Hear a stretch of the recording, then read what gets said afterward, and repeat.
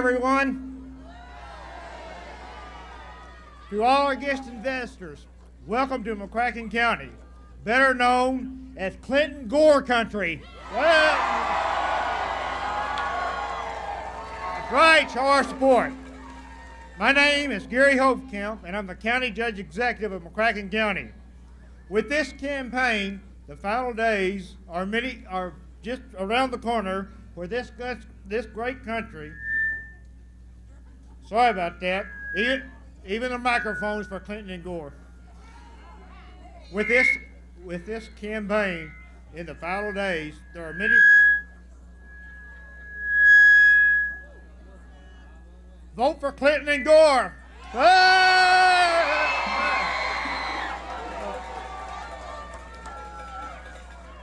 We are honored that Tipper. Right? With a vote like this, we're all going to win, right? We are honored that Tipper Gore and the Clinton Gore campaign has decided to come to West Kentucky. Miss Gore, on behalf of the citizens of McCracken County, Kentucky, we welcome you to Paducah, and we are honored that you are here today. We know that you are no stranger to McCracken County. Having friends and relatives in Paducah, we hope that you enjoy your stay in McCracken County and invite you to come back soon, this time as the Second Lady of the United States. Right. We are also honored to welcome back to Paducah and to McCracken County a man who at the least is in a dead heat with Bill Clinton as the best governor in this country, our governor, Barrington Jones.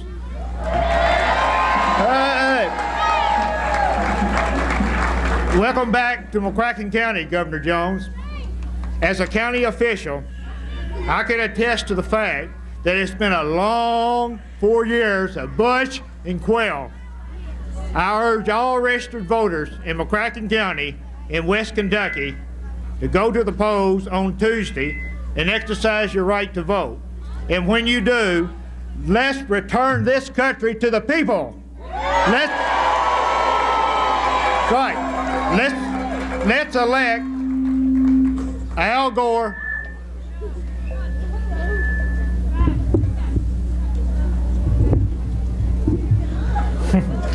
let's help elect Bill Clinton and Al Gore.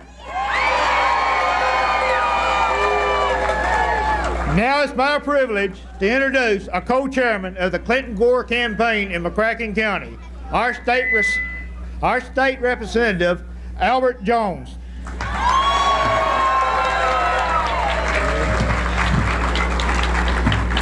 Thank you very much. First, I'd like to recognize Gail Rogers, who's the Vice Chairman of the Democratic Party from Princeton, Kentucky. There she is. I'd like to recognize Tom Osborne, who's the campaign chairman, our Commonwealth Attorney here for Senator Wendell Ford, who's headed for re-election. The Lone Oak Pep Band, who's come down here, the Heath fifth graders, and the boys and girls of the Oster Cross Boys Club for the decorations. Now, the other day when that other fellow was here, one of the first interviews was with a young man who had graduated from Murray College last May. And they said, "Why are you here?" And he says, "I haven't been able to get a job." Well, he's going to get a job when we change.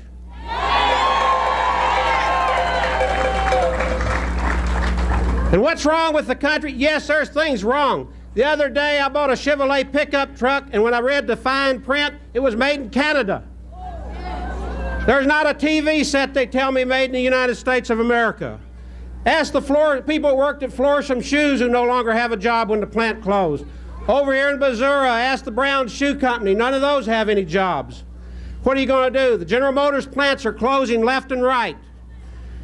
Now, let's talk about the Clinton Gore, what they can do. They believe you can have economic development and yet also have a concern for the environment. Go down to the foot of Broadway right today, and you'll see signs you can't fish. You can't eat the fish down there at the foot of Broadway. Where is the clean water that President Bush promised us? They tell me that you can't. Clinton and Gore, they're going to rebuild the highways. They're going to rebuild the bridges that are rusting out. They're going to rebuild the infrastructure. They're going to put people to work. And they can do it. You ask the young people, how many young people in the last 12 years have been able to buy a home? They can't do it. They can't buy a home. Now we got to change it. And we don't need 4 more years of that. Now I'd like to introduce, to start the program, Frank Rash, who's seeking to take my place in the state legislature. He's a good man, and I hope you vote for him and we get out to vote for him. Frank? Thank you, Albert. Appreciate it very much. This year, the Democrats have been talking about jobs and job training, investing in people and the workforce, and helping America to grow strong in industry again. This is exactly what we're talking about here in Paducah as well. We are now at an important juncture for our own future. There are projects in the works that can launch us toward future developments. The Information Age Park and the potential UAVLIS plant, to name 2. Our state government can't put them here, but the decisions that are made in Frankfort are going to make a big difference on how it all turns out for us. Frank Rash wants to be a part of it. I want to have a positive impact on our future. As a Democrat from Western Kentucky, I can work with those other Democratic legislators to get things done for our area. I can provide continuity with the gains we have made so far, thanks to people like Albert Jones, who holds that seat now. Let's give Albert a hand. I come from a background in business. I come from a background in education. I grew up in this town. And Paducah is a part of me. I care about what happens. And I would make my decisions based on what would make it grow and what would keep it a healthy community. That's where I'm coming from. That's what we need in Frankfort. And if you vote for me on November the 3rd, that's what you'll have in Frankfort. Thank you very much.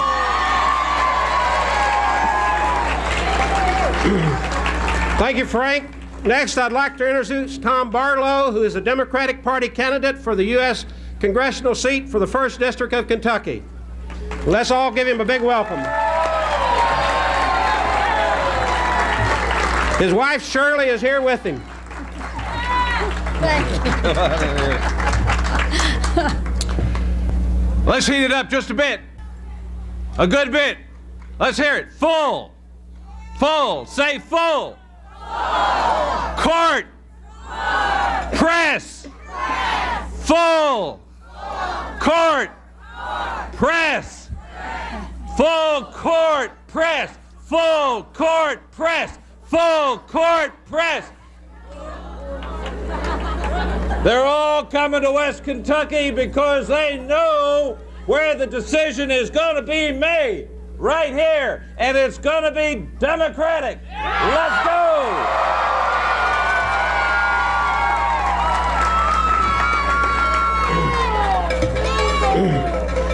The next person that I'd like to introduce, we'll introduce Tipper Gore. And I must say that the vice presidential candidate for the Democratic Party has got a darn good first name, and the fellow I'm getting to introduce has got a darn good last name, Governor Jones of the state of Kentucky.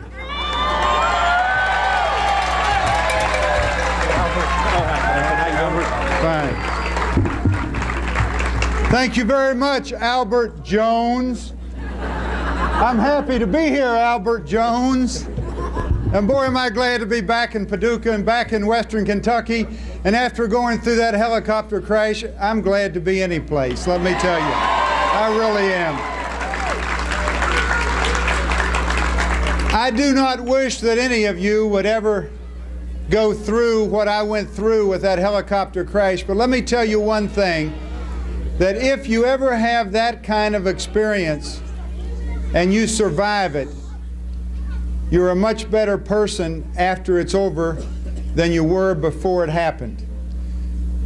And I'm thankful to the fellow upstairs that 6 of us were on that helicopter, and all 6 of us survived. So there must be some reason. There must be something for us to do.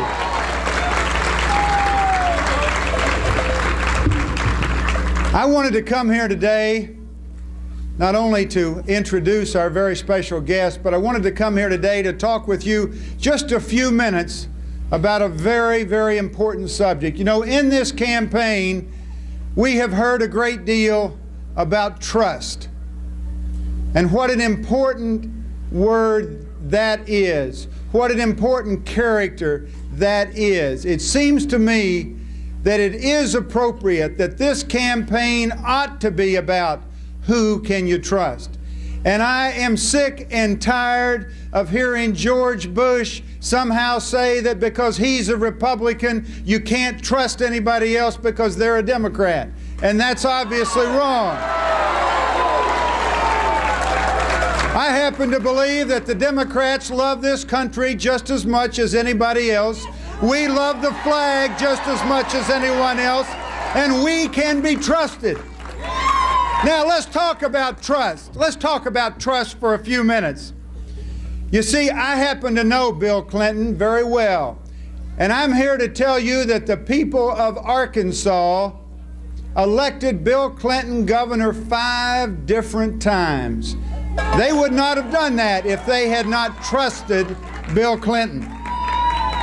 I'm here to tell you that the governors of America, all 50 governors, voted a few years ago for the one that has done the best job of governing in all of America.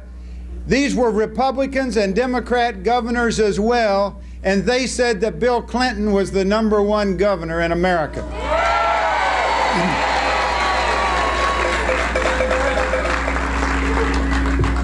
Now I remember, and I think you will remember this too, I remember back in the campaign for president 4 years ago when 8 years ago, when George Bush was running against Ronald Reagan. You remember that? Okay. And George Bush made a statement about voodoo economics. Do you remember that? And he talked about how trickle-down economics was voodoo economics.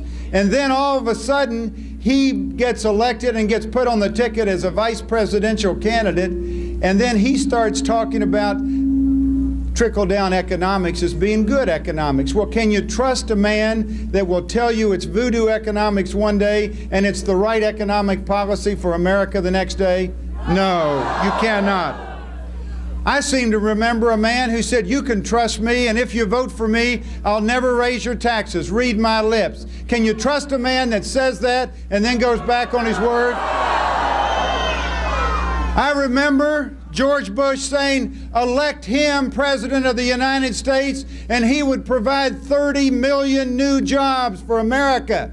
And after we elected him, we lost more private sector jobs than we gained under the last 4 years. Can you trust a man that would do that to you? I heard George Bush say, elect him president, and he would balance the budget. But George Bush has never sent a single balanced budget to the United States Congress since he has been president. Can you trust a man that would do that? I saw a cartoon the other day. It was a picture of George Bush dressed up like George Washington. And he was beside a cherry tree that had been cut down. And you know what he said, Ann? He said, I didn't do it, the Congress did it.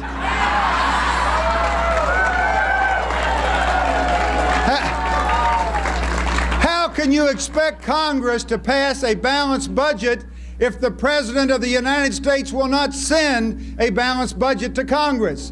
In the Commonwealth of Kentucky, when I took office, we were $400 million short to balancing the budget.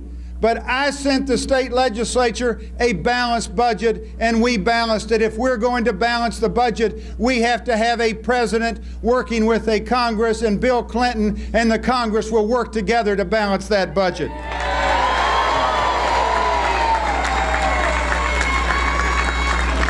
You might have heard something else that the president said a few days ago. He was criticizing Bill Clinton. He said, oh, he's just a governor of a small southern state. Well, you know, that kind of got to me a little bit. I think there's an awful lot we have in common with the state of Arkansas, and I didn't like being put down like that, just a small southern state. Well, it seems to me that we want a president that's going to understand Western Kentucky. We want a president that's going to understand all of Kentucky. And I know Bill Clinton, and I look you squarely in the eye today, and I tell you, you can trust Bill Clinton, and Bill Clinton will be a great president for Paducah, for Western Kentucky, and for all of this great Commonwealth of Kentucky.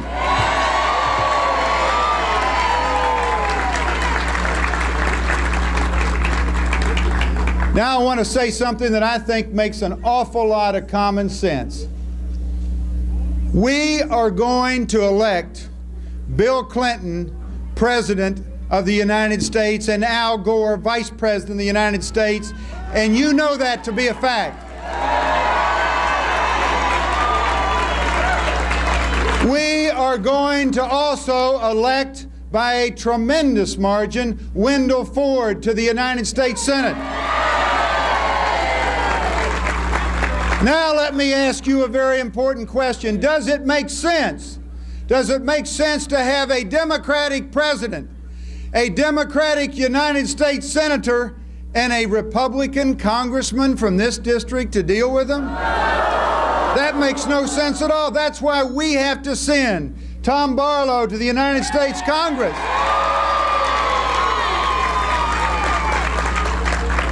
Because you see, we're going to work together as a team, and as a team, that's the way you get things accomplished.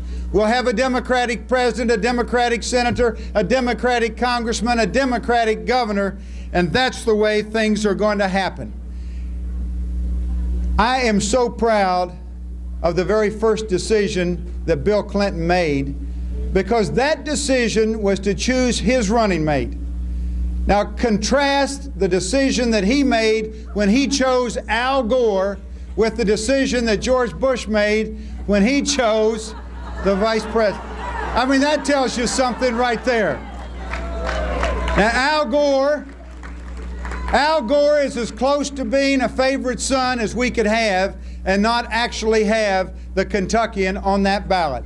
Al Gore understands Kentucky. He understands all of us, and he chose in his first major decision in life, he made the greatest choice I ever saw, because he chose a young lady that has got it all. She's smart, she's attractive, she's a great mother, she's a great wife, she is a great American, she is a great person, and it is with unbelievable pride that I present to you now the wife of the next Vice President of the United States, Tipper Gore.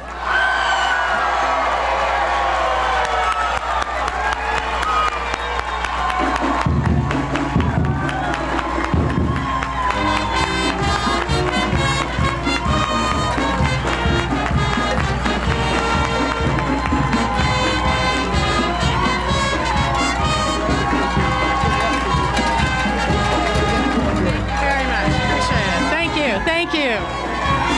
Thank you.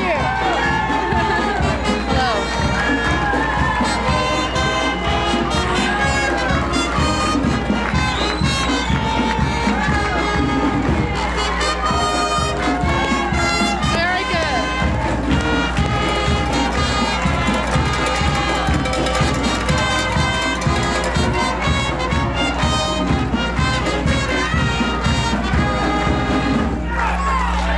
good. Thank you to the band. You are terrific. What a great welcome with music. I really appreciate that very much.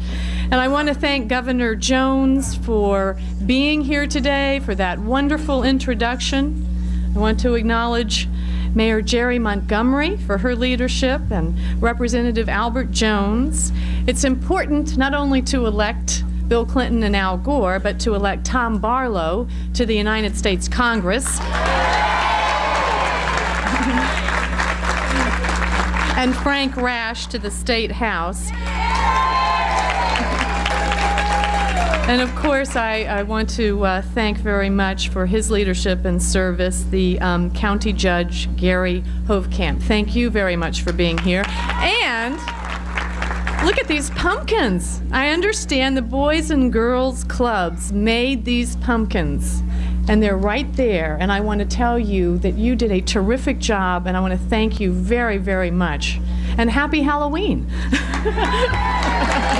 It's coming in a few days. It's great to be back here in Paducah. I have relatives here. In fact, my mother is with me on this trip. She's right over here, Margaret Ann Atchison, because hello, Mother, yes. And my relatives are the Robertsons. Remember Dr. Robertson, and Helen Robertson is here, and Joe and Bill from Mary Elizabeth Whedon are here, and then this Dr. Robbie Robertson is here with his daughter Brooke, and I am just so honored and pleased that they would come out today to give us a chance to visit as a family a little bit before I was able to come and share this time with you. But I can remember, and they even brought pictures from one of my visits to Paducah when I was around 10 or 11 years old. I had a wonderful time, and I was so jealous because my cousins had a horse, and I couldn't have a horse where we lived in Virginia. But I got to ride it when I was here. And thank you. It means a great deal to me that you all are here today. I love you very much. Anyway.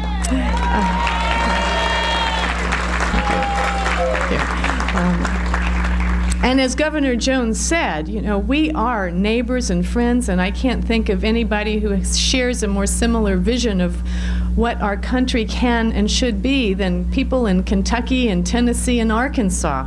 And it's time to put leaders from states in the South that have creative and fresh ideas and who are understanding about the kind of problems and issues that families are going through in the last 4 years in particular, to put those kind of leaders into office. And that's what Bill Clinton and Al Gore represent. They understand that farm income has gone down, that we have less jobs in this country now since when President Bush took office.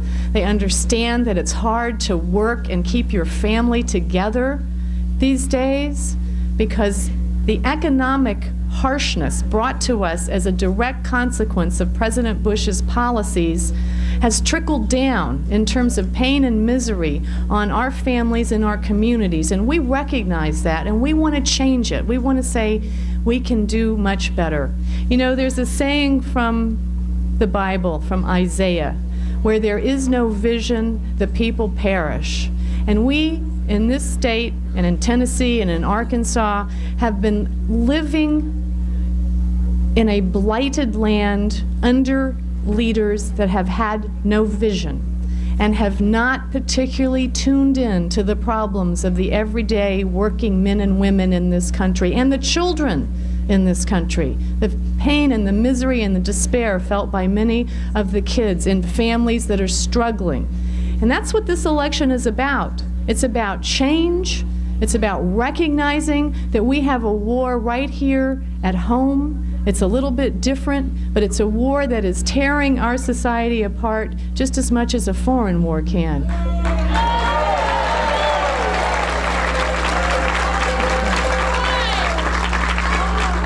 When you have families that are struggling to make ends meet and are working with $1,600 less this year than they had the year before, doing the same amount of work, then you know you've got a problem in this country. When you have families struggling with an increasing unemployment rate, and when losing your job means losing your health care benefits, and on top of that, you're trying to figure out how you're going to educate your children beyond high school, or if they can even go to college. This is what is on the minds of people today, because we know. You're our friends and neighbors in our communities. We understand what everybody is worrying about, and to a certain extent, we're all worrying about the same things.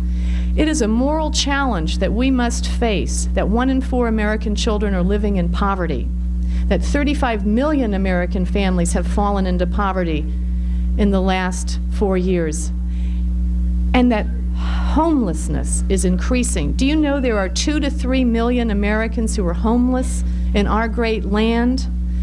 And that number is increasing. The National Council of Mayors have been talking about the increase in hunger. That means hungry children and women and families in every city in this country reported to the National Council of Mayors that those numbers are increasing. They've said this every year for the past 4 years, but it seems to have fallen on deaf ears in Washington because we haven't had President Bush and Vice President Quayle addressing that. They have been taking care of the wealthiest 1% of this country to make sure that they didn't have to pay any higher taxes.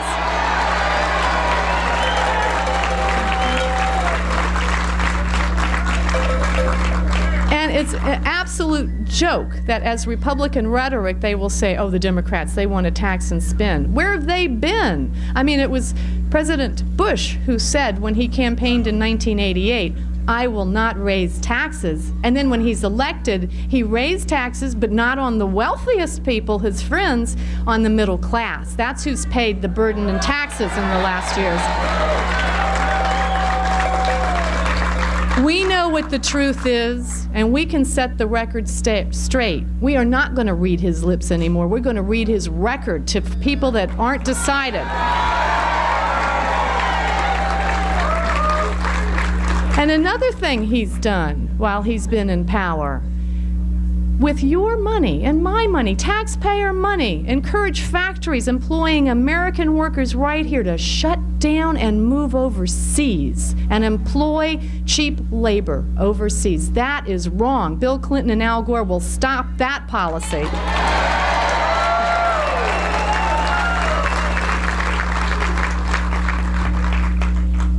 I think we know that we've been living with a lack of vision and a lack of leadership on so many issues. What is it that we want to do?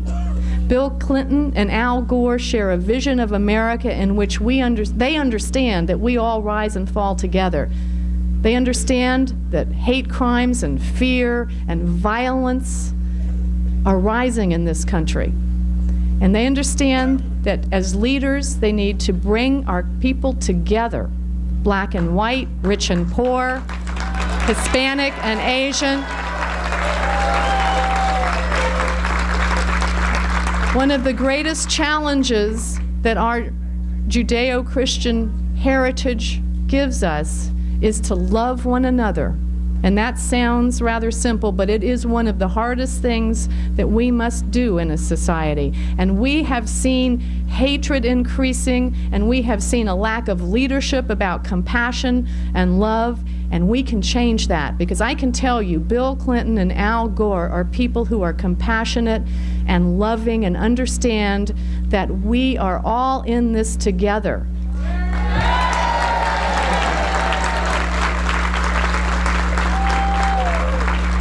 Now, the number one thing they will do is pay attention to the economy, revitalize the economy, and create jobs. Number two, they will create a health care system that's affordable and accessible to every American. You know what Bill Clinton says? If a criminal has a right to a lawyer, an American should have a right to a doctor.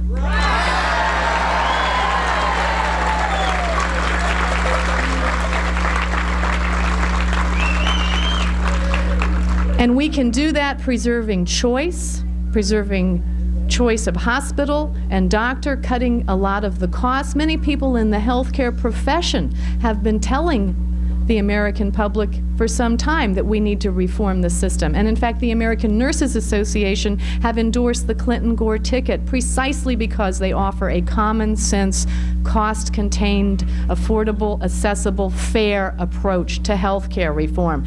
And that includes mental health benefits.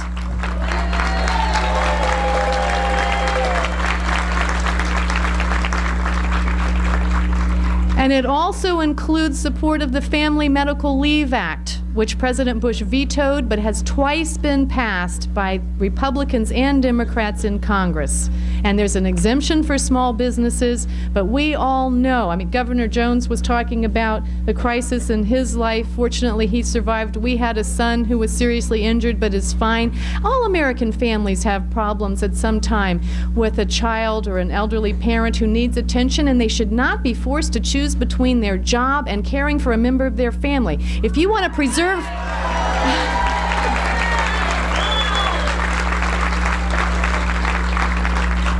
If you want to preserve families, you do things like support the Family Medical Leave Act, and we stand for that.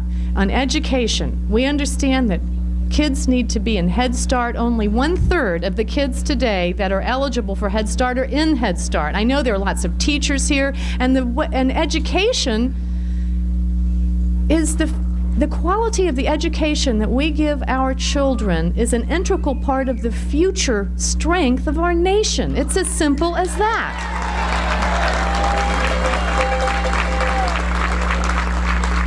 So we need to reward and value our teachers. We need to open the doors of education to Head Start. We need to have high school dropout prevention programs. And we need to have a new system so that every American boy and girl can go to college. And we're going to do that. Bill Clinton and Al Gore will establish the National Service Trust Fund. And a student can borrow from that and can pay it back as a percentage of their paycheck, or coming back to Paducah and building up their community by working as a teacher, as a law enforcement person, as a high school guidance counselor, as a homeless shelter provider, and build up the community and strengthen the community as they discharge their responsibility to repay their loan.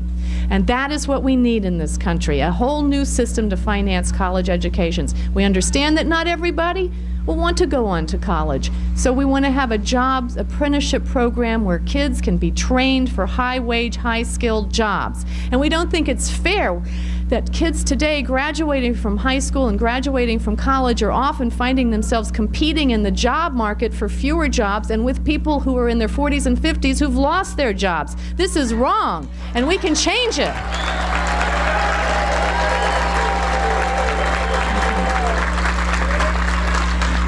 And as all of us who live in beautiful parts of the country and have farms around us, we live on a farm in Tennessee, we know that we can have economic growth and strength and at the same time preserve our environment. And Bill Clinton and Al Gore stand for that.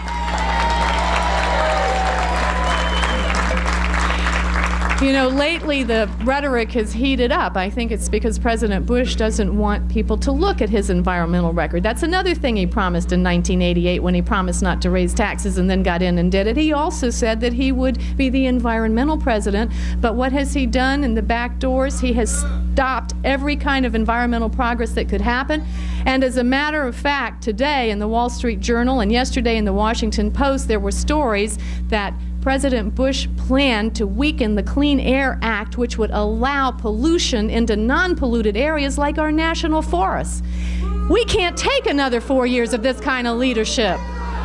We have got to change. We have got to elect Bill Clinton and Al Gore because they're going to help us preserve our families. They're going to create jobs, revitalize the economy.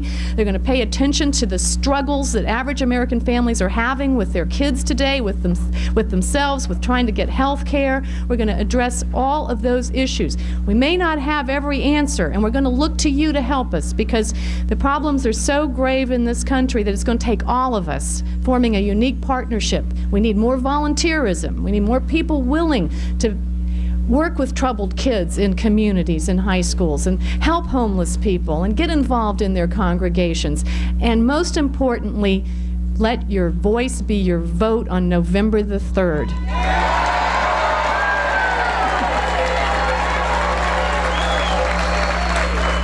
There's nothing more important, there is nothing more important if you agree with me about the need for change than to make sure that you get every single person you can think of to the polls, find out who would go vote but can't, and get them a ride to the polls on November the 3rd. do phone banks. Just roll up your sleeves. Bill and Hillary and Al and I are going the extra mile these last few days. I want to ask you to do it too, because we're all in this together. We're on the same team. We have a common vision of where we want to take our country, and we will work together to do it. We can win, we can accomplish this, but we absolutely must make sure that we have a record turnout at the polls. And I want to thank the young people that are here today for their involvement in this campaign. They're not alienated anymore. They're not tuned out and dropped out. Young people understand they have a stake in this election, and that this election has a stake in their future. And that's why they're taking people to the polls. They're campaigning for Clinton Gore if they're in high school and can't yet vote. They can still influence this election, and I want to thank them for it and encourage them to redouble their efforts until the 3rd. You need to have a way to finance a college education or a higher education and a jobs apprenticeship program, and when you graduate, you need to have jobs out there for you with leaders that understand that we need high-wage, high-skilled jobs and computers. We need to be able to compete internationally. We want to have a healthy economy for our kids. And this election is about that. It's about change. Make no mistake about it. Now think how you might feel when you wake up on November 4th, and our spirits are high today, but let's say it's pouring down rain, and you go and you don't know what the election outcome is, and you're going to pick up the paper and you walk to the front door, and sleep is still in your eyes and you're groggy, and you look down and there's the paper, and what does it say? 4 more years of the same failed. How would that make you feel hopeful, happy, and gay? No, not at all. Okay. But just imagine with me if on November the 4th, you went to bed, you didn't know the outcome of the election, but the sun was shining and birds were chirping and the sky was blue and there were fresh cut flowers in the hallway and you were smelling freshly brewed coffee coming from the kitchen, and you went out and you opened the door and you looked down at the paper and it said, President Clinton, a new day. That's what we need. That's what we need. Well, it's up to you. Between now and November the 3rd, you can choose which of those headlines you want to see. You can choose and you can make the news. So I want to ask you to work extra hard. I want to thank you very much for being a part of this campaign to change America and to rekindle the spirit of democracy. You're a part of that. You're patriotic Americans, and we thank you. Thank you very much.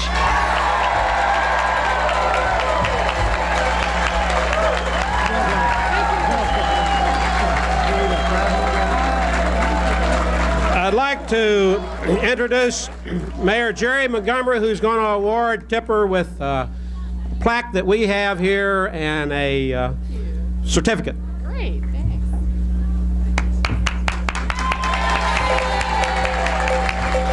Tipper, we are very honored to have you in Western Kentucky today. And we're also very happy that you have ties to our Paducah and this community. So we want today to honor you by giving you one of the awards that makes you part of the royalty of our community. You can go home now and say, I am Duchess Tipper. Oh, I like it. Okay, thank you. And then I also have Senator Gore came to Western Kentucky to Fancy Farm and was with us then. And so we did not have a chance to award him a Duke of Paducah at the time, but now I have a Duke of Paducah for Senator Albert Gore, soon to be Vice President. Thank you. Thank you. Thank you. Okay, thank you very much.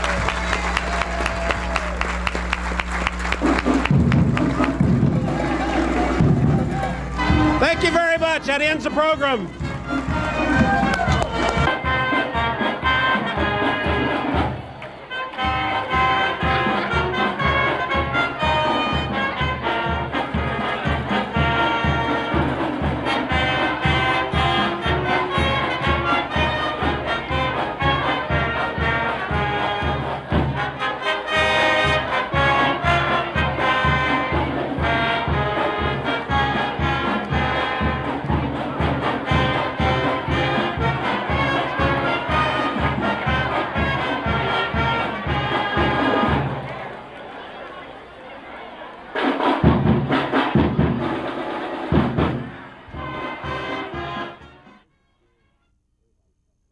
Mrs. Gore, everybody's talking about the polls now. Not long ago, your husband and Bill Clinton had a double-digit lead. It's now down to single digit. Some people say it's almost a dead heat now, anybody's race. You expected this, but why is it happening? For many people, they're just tuning into the election. And I think it's important to note that we have the momentum going our way. Our headquarters are being flooded with calls and people coming by asking what they can do in the last few days of the election to make sure that Clinton and Gore win. I think that's it. But we've never really paid too much attention to the polls. The only polls that really matter are the ones that the voters go to on November the 3rd. And that's what we're concentrating on in these final days of the campaign. But how can you say you've got the momentum when you're going down and Bush seems to be gaining? Because we feel the momentum. It's something you can feel, and we have felt it all along in this campaign. When we first started campaigning on the buses throughout the country, and people would come out to rallies beyond what we expected, and they would stop us at crossroads, that has continued to happen, and it's still happening now. And as I'm telling you, it doesn't necessarily show up in the polls, but our workers are saying that they're being flooded with volunteers suddenly at the last minute. That's just something that we know is happening and we can feel. So we're really rolling. The momentum is going in our direction. Not getting jittery? Not at all. I'm very optimistic that we can win, but I think that it's time to roll up our sleeves and get every single person to the polls on November the 3rd. Mrs. Gore, there's been some negative attacks in this campaign. The president's called your husband ozone man and things like that. What reaction do your kids and your family have from that? Does that upset them, or do they know that that's part of the political process when they hear all this criticism of their father? What's their reaction? Well, I think they understand that it's part of the Republican campaign strategy. We're very proud of the fact that we've run a positive campaign on the issues, and they're disappointed to see the President of the United States reduced to name-calling. I think it's obvious not only to children but to the voters that he simply does not want to talk about his own record, which is the worst economic reality since the Great Depression. He promised in 1988, when he ran for president, that he would be the environmental president, and yet he has thrown up roadblocks on environmental progress during his 4 years in office, and everybody knows that. As a matter of fact, there's a story in the Wall Street Journal today and in the Washington Post yesterday saying that President Bush planned to weaken the Clean Air Act and allow pollution in non-polluted areas such as our national forests, but they wanted to hush it up until after the election. Al Gore and Bill Clinton offer progress on the environment at the same time that they plan to create jobs. Mrs. Gore, how do you balance the need for the clean environment and the cost of attaining those goals? Well, you balance it very carefully like other countries are doing. We are right now behind Germany and Japan, who are leading the way with the environmental revolution. If you put in pollution controlling devices in certain plants and factories that need them, it will save money in the long run. And that's what we need to do. That's part of the Clean Air Act. In many cases, what we need is leadership. A president and a vice president that say this is the direction that we need to go in, and encourage private businesses and corporations to do it on their own. And we are finding that with many businesses like Northern Telecom, which is headquartered in Nashville, Tennessee, they have used the new environmentally sound technologies, and they are finding that they're already making a profit. A lot of people, I hear a lot of people say that it's just Bill Clinton. You know, they have these questions about Bill Clinton, and of course it affects your husband being on the ticket as well. They say if it was the other way around, if it were a Gore-Clinton ticket, they could support it. How do you feel about it? Well, let me tell you this. Bill Clinton is a terrific leader. He's been the governor of Arkansas for 12 years. He's balanced 12 budgets in a row. He's raised the level of education in the state of Arkansas. He's done really wonderful things and made steady progress for his state. Al Gore has a solid record of achievement in the Senate. The two of them together are a dynamic, energetic new team that want to take a fresh approach to government. And I think it's exactly what we need. We need thoughtful, responsible change. Bill Clinton and Al Gore represent the new Democratic Party. They share the same vision of the future. They share the same values. And the new Democratic Party is based on the principle of community, responsibility, and economic opportunity. Mrs. Gore, what effect do you feel that Ross Perot will have on the Tuesday?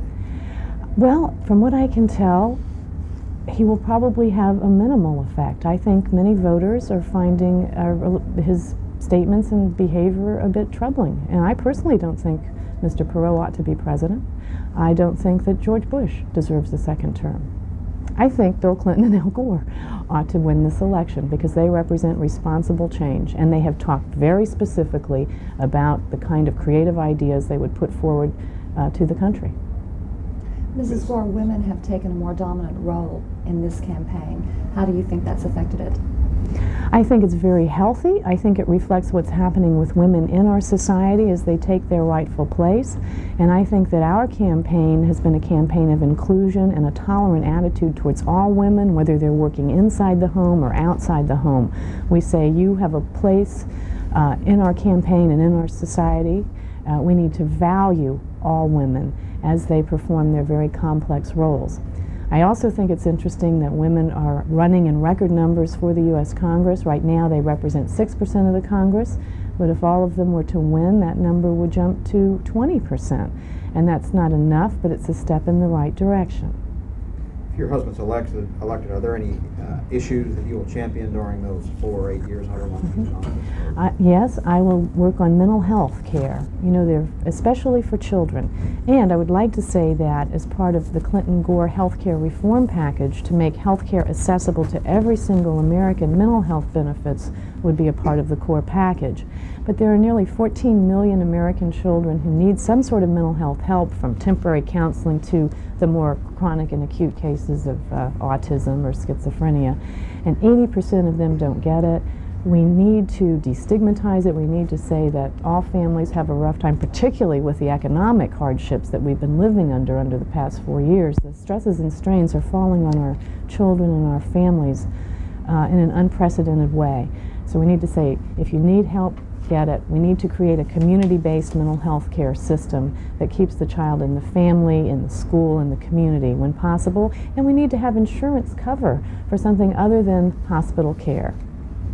One of the most effective things that President Bush is doing these days is reaching into his back pocket and pulling out his wallet and says, they're going after this. Mm-hmm. And of course that's very near and dear to a lot of people.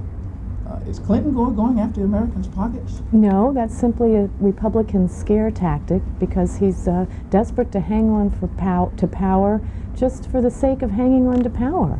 He doesn't have a vision for this country. He's ignored the real issues that affect people: hunger, homelessness increasing, poverty increasing, violence rising, our cities deteriorating. And Bill Clinton and Al Gore have said, look, the main burden of taxation has fallen on the middle class over the years, and the Republicans made sure that the very wealthiest people did not have to pay more taxes. What we need to do is create a system where there's fairness, where some of the wealthiest people pay their fair share, which they haven't been doing for the past 12 years, and Bill Clinton stands for tax relief on the working middle class. And on the issue of who we believe, it was President Bush who in 1988 in campaigning said, I will not raise taxes, and then when he was elected, he turned around and he raised taxes, and he raised them on the middle class. Last question? There's a lot of issues in this campaign. One is abortion, and I'll use that as an example. Have you had to change your views on any issues to coincide with the Democratic platform? I know you, I think, from what I've heard of the Reagan philosophically against abortion, but support the ticket's platform. Did you have to change your position on that at all, or any other issues? No, I didn't. Abortion is an extremely painful, sensitive issue for everyone, but I don't think the government has any business in that decision whatsoever. I think it's a medical decision and it's an issue of privacy. And I think we need to make it very clear. The Republican Party platform would ban a woman's right to privacy in every single instance. That's what they will do. Why we do not say that we're pro-abortion, I don't think anybody is really pro-abortion, but we do stand for a woman's constitutional right to privacy, and we think that's a very fundamental right in this country. Now, what we'd like to see are fewer abortions. It would be an ideal world if there were no abortions. We need to address unwanted pregnancy. Mrs. Gore, there's a serious homeless problem in the United States, and our past administrations have had a habit of looking overseas and abroad. What is your reaction to what we can do within the next 4 years? Well, it's time to look at what's happening right here at home. We have 2 to 3 million homeless people in this country, and those numbers are growing. On any given night, 100,000 children are homeless. Basically, the federal government got out of the low-income housing building, starting with President Reagan, and they continued that with President Bush. Groups like Habitat for Humanity are now trying to fill that gap and that vacuum. And what Bill Clinton and Al Gore will do will offer tax incentives to developers to build low-income housing when they come into a community and build the office building or the high-rent apartment complex or condominiums. Encourage them to also build low-income housing. We will also encourage people to volunteer for the private sector, groups like Habitat for Humanity, so that we can all address the problem. Thank you.